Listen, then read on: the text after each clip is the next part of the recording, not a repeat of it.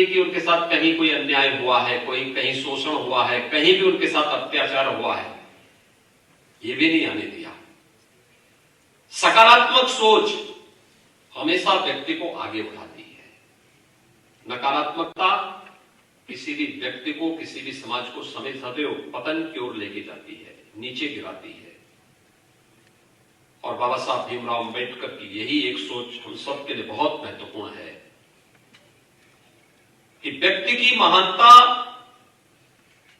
में निखार तब आती है जब वो चुनौतियों से अपना रास्ता बनाता है, संघर्षों से अपना रास्ता बनाता है, विपरीत परिस्थितियों का सामना करते हुए जब अपना राह स्वयं बनाता है। यही तो महात्मा बुद्ध ने भी कहा था कि अप दीपो हो, अपना रास्ता स्वयं बनाओ, अपना दीपक स्वयं बनो, और उसी को अपने जीवन का मंत्र मान करके जब बाबा साहब भीमराव अंबेडकर ने उस राह को चुना।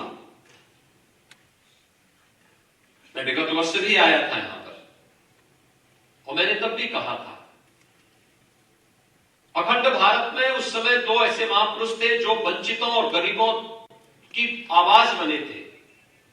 एक बाबा साहब भीमराव अंबेडकर थे और दूसरा उन्हीं के समकालीन थे जोगेंद्रनाथ मंडल। भाइयों बहनों, दोनों की कार्यपद्धति में पवित्रता का भाव था। दोनों गरीबों और वंचितों की लड़ाई को लड़ना चाहते थे, आगे बढ़ाना चाहते थे, उनके लिए आवाज उठाते थे, संघर्ष करा चुना उन्होंने। लेकिन बाबा साहब भीमराव अंबेडकर ने जो कहा कि मैं आदि और अंत तक मैं भारतीय हूं, वह भारतीयता उनके जीवन में, उनके मानस में सदैव बनी रही। और भारतीयता का वो भाव ही है जो बाबा साहब भीमराव अंबेडकर को प्रत्येक भारतीय के लिए और दुनिया की प्रत्येक पीड़ित वंचित मानवता के लिए पूज्य बना दिया। लेकिन जोगेंद्रनाथ मंडल का नाम कितने लोग जानते हैं? याद रखना, अगर बाबा साहब भीमराव अंबेडकर स्वतंत्र भारत में भारत के कानून मंत्री बने तो जोगेंद्रनाथ मंडल पाकिस्तान के कानून मंत्री बने थे।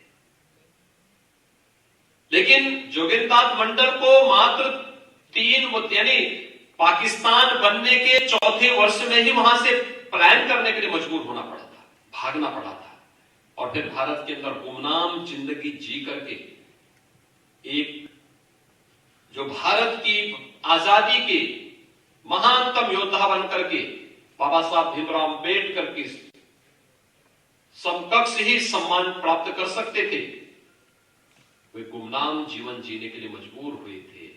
क्योंकि भारत के प्रति उनके दृष्टिकोण में बदलाव ने समाज को उन्हें उस नकारात्मक दृष्टिकोण की सजा भी दी थी। कोई जोगेंद्रनाथ मंडल का नाम नहीं जानता, लेकिन बाबा साहब भीमराव अंबेडकर के नाम पर स्वतंत्र भारत में देश का कोई राज्य नहीं और दुनिया का कोई बड़ा लोकतांत्रिक देश नहीं जहां पर बाबा साहब भीमराव अंबेडकर का स्मारक न हो, उनके नाम पर संस्था न हो, उनके नाम पर स्कॉलरशिप न हो और उनके नाम पर कोई बड़े आयोजन न होते हो। हर एक जगह ये हमारा सौभाग्य है। आजादी के बाद बाबा साहब भीमराव अंबेडकर जी को जो सम्मान मिलना चाहिए था, कम ज्यादा मिला, लेकिन हम आभारी हैं प्रधानमंत्री मोदी जी के, जिन्होंने बाबा साहब भीमराव अंबेडकर जी को उनकी महानता के अनुरूप सम्मान देने का काम किया। पंचतीर्थ बाबा साहब भीमराव अंबेडकर जी के स्थापित करना, और उन्हीं की प्रेरणा से हम लोगों ने विगत वर्ष लखनऊ में अपने देश के यशस्वी राष्ट्रपति महामहिम श्री रामनाथ कोविंद जी के कर कमलों से लखनऊ में भी बाबा साहब भीमराव अंबेडकर जी का एक भव्य स्मारक और सांस्कृतिक केंद्र स्थापित करने का एक निर्णय भी हम लोगों ने लिया। ये केंद्र केवल एक केंद्र नहीं होगा, यह केंद्र बाबा साहब भीमराव अंबेडकर पर शोध करने का एक महत्वपूर्ण स्थल भी होगा। स्कॉलरशिप राज्य सरकार उसके माध्यम से देगी, उन्हें प्रोत्साहित करेगी। जीवन के अलग अलग क्षेत्रों में अब तो राष्ट्रीय शिक्षा नीति जो प्रधानमंत्री मोदी जी ने 2020 में लागू की है, यह तो सोच के अनेक अवसर आगे बढ़ाने का कार्य करती है। और याद रखना, मौका ईश्वर सबको देता है, उस अवसर को उपलब्धियों में बदलने वाला ही महानता को प्राप्त करता है, और जो उसको गंवा देता है फिर समय कभी उसका साथ नहीं देता। एक अवसर है, हमें केंद्र और राज्य सरकार की इन सभी योजनाओं को आगे लेकर के कार्य करना होगा। आज तो अनुसूचित जाति जनजाति के लिए केंद्र और राज्य सरकारें अनेक योजनाओं को लेकर काम कर रही है। एक समय था जब 2017 में हम लोग आए थे, मैंने देखा कि उससे पहले की सरकार ने अनुसूचित जाति जनजाति के छात्रों की छात्रवृत्ति रोक दी थी। हम लोग आए ये सब क्यों हुआ? लेकिन आज हम लोगों ने 2017 में इसके दायरे को बढ़ाया, भारत सरकार ने इसके दायरे को और बढ़ाया, इसमें नई नई स्कीम लेकर के आए, अनेक प्रकार के कार्यक्रम आगे बढ़ रहे हैं। हमें योजनाओं के साथ जुड़ना होगा।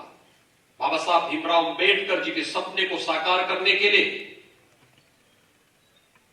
अपने आप को आगे बढ़ा करके कार्य करना होगा। यह आपका सौभाग्य है कि प्रदेश के इस केंद्रीय विश्वविद्यालय जो बाबा साहब भीमराव अंबेडकर जी के नाम पर स्थापित हुआ है, इस पर अध्ययन और अध्यापन दोनों का सौभाग्य आपको प्राप्त हो रहा है। आज जब हम बाबा साहब भीमराव अंबेडकर जी की इस पावन जयंती के कार्यक्रम के साथ यहां पर जुड़े हुए हैं, मुझे पूरा विश्वास है कि हम सब बाबा साहब भीमराव अंबेडकर जी के उन सपनों को साकार करने के लिए, जिन्होंने स्वतंत्र भारत के अंदर देखा था, जैसे आप प्रधानमंत्री मोदी जी नए भारत के रूप में स्थापित कर रहे हैं, तो हमें भी नए भारत के, नए उत्तर प्रदेश के निर्माण में अपना योगदान देना होगा। मुझे लगता है कि हम सबकी सामूहिक ताकत अपने आप एक नया प्रकाश हम सबके सामने लेके आएगी। याद रखना, जब हम अकेले काम करते हैं वो हमारी अकेली ताकत होती है। हो सकता है कि उसमें हम अपना सब कुछ लगा रहे हों, लेकिन जब पूरे समाज की ताकत मिलकर के एक साथ कार्य करती है तो उस